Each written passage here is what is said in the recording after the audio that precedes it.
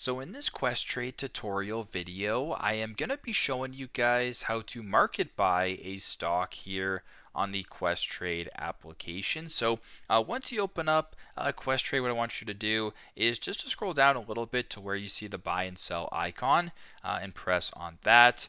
Now, once you're here, you can go ahead and search up a symbol that you wish to market by. So if I wanted to search up Tesla, for instance, ticker symbol TSLA, I will go ahead and press on that.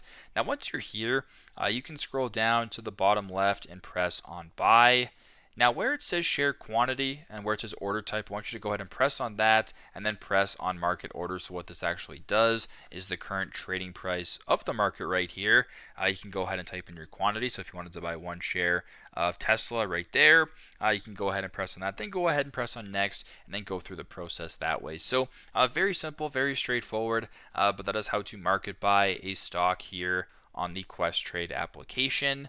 Thanks again for watching, and I hope this video helps.